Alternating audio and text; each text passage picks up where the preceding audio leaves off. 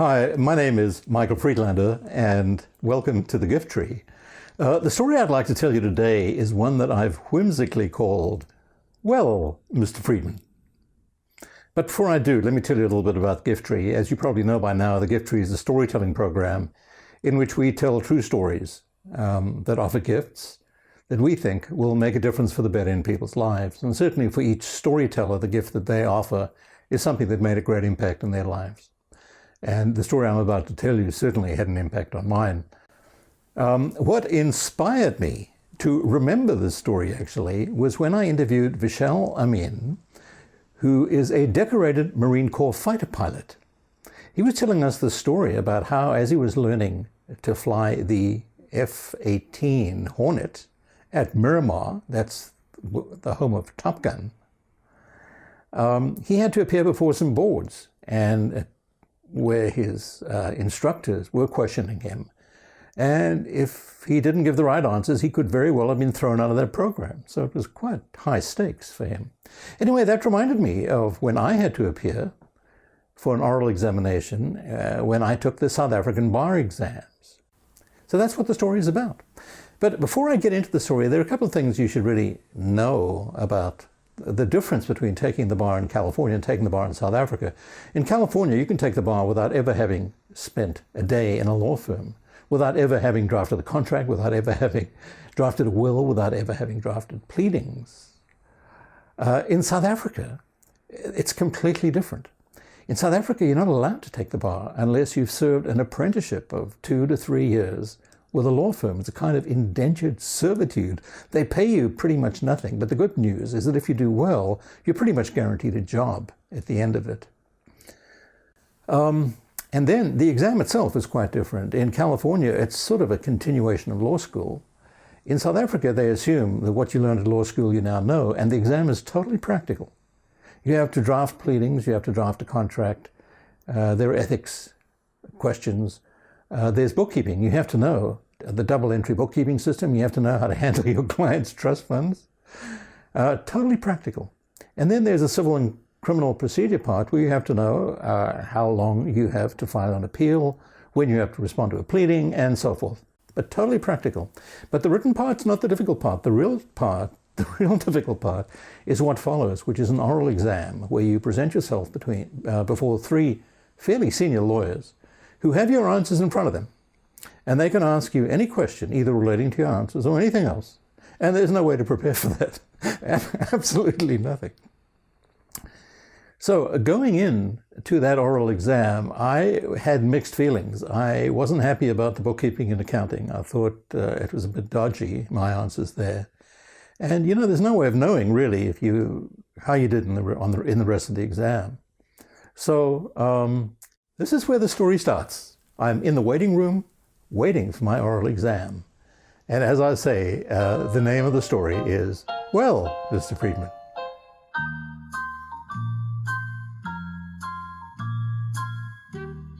So I'm in the waiting room with I don't know how many other candidates, all of whom are in a state of panic or paralysis. The anxiety level in that waiting room was just off the wall. We were in alphabetical order, so we pretty much knew when we'd be coming up.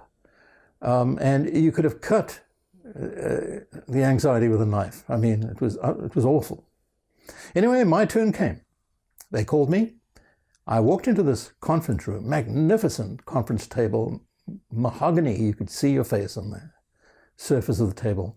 And across the way, there were 3 senior attorneys who would be questioning me. I think there was some kind of civic duty that they had to spend some time doing this.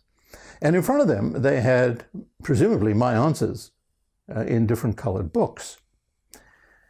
Anyway, my throat was dry. I couldn't breathe. I was looking for a jug of water. There was none there. I sat down, and the lead inquisitor said to me, "Good morning," with a smile. And I thought, you know, this is going to be fine. It's going to be fine. No problem. It's going to be cool. So I took a deep breath and I answered him brilliantly. I said, "Good morning." And he looked at me and he said, "You know, I've been looking at your bookkeeping and accounting answers, and it doesn't seem to me as if you've yet grasped the fundamentals of bookkeeping and accounting. Do you like accounting? And before I could decide whether to lie or tell the truth, the second guy said to me, and I've looked at the practical stuff that you've done, the contracts and the wills and the other documents that you drafted. What firm are you settling your articles with? I said, Worksman's, which happens to be probably one of the best law firms at the time in the city. He said, I know that firm. We've had lots of people coming through from that firm, and they've all done considerably better than you. I don't understand how you didn't do better here. And I listened to him and I thought, is there a question here? But before I could figure out what he was really asking, the last guy said, sir, I've looked at your civil and criminal procedure, and we all, three of us here, believe that, and we very much regret, that you're going to have to do the exam again. Your answers really went up to snuff, and I'm sorry, Mr. Friedman, but you're going to have to do it again. And they nodded at me, and I think they expected me to flee the room in utter humiliation. I didn't budge. And I think they were sort of surprised. And they looked at me and they said, Mr. Friedman, is there a problem? I said, yeah, there actually is a problem. And the problem is that I'm not Mr. Friedman. My name is Friedlander. And I'm just curious where that leaves me in this whole process. Anyway, they looked at me and they were sort of speechless. So they looked at the books that they were referring to as they were questioning me. And sure enough, the name on the book was Mr. Friedman. And they said, oh my gosh, would you give us a minute? We need to find your answers and we'll get right back to you. It won't be long. I said, absolutely, not a problem. So I'm waiting there as they're shuffling papers and they're talking to one another, and one of them actually smiled and I think the other one laughed. And shortly after that, they broke from their huddle and they said, okay, we're ready for you, Mr. Friedlander. I said, thank you. First guy says to me, I've looked at your bookkeeping and your accounting answers, and I again have to ask you this. Do you like bookkeeping and accounting? And the second guy said, and what firm did you say you worked with? And the third guy said, and I've looked at your civil and criminal procedure answers, and and there was a pause. And they burst out laughing. They laughed hysterically. The one guy had tears coming out of his eyes. And he stopped and he said, look, we've got to apologize, Mr. Friedlander. You did really well. You passed. Congratulations. But we couldn't resist doing that. And I have a feeling that if our roles were reversed, you might have done the same. But you passed. Congratulations. And I looked at them and I didn't know what to say. Part of me wanted to kill him. Another part of me was so relieved, I just didn't know. I didn't know what to say. Anyway, I got up and they said, oh, incidentally, before you go, would you mind doing us a favor? Would you call Mr. Friedman in? And I looked at them and I shook my head and I said, no, you call him.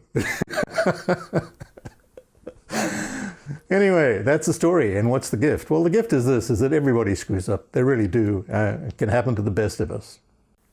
And occasionally when you get bad news, you have to scratch a little below the surface. And you never know. It may well be that the bad news was based on incorrect facts and incorrect premise, a mistake. And I'm just saying that if I hadn't sat in that room and pointed out to them that they'd called me by the wrong name, I'd probably have landed up having to do that exam again, which wouldn't have been a pleasant experience. And I'd have had to have gone to another oral examination, which certainly wasn't a pleasant experience. So I suppose at the end of the day, the gift is you never know. You never know. And if you think they've made a mistake, call them on it. Got nothing to lose.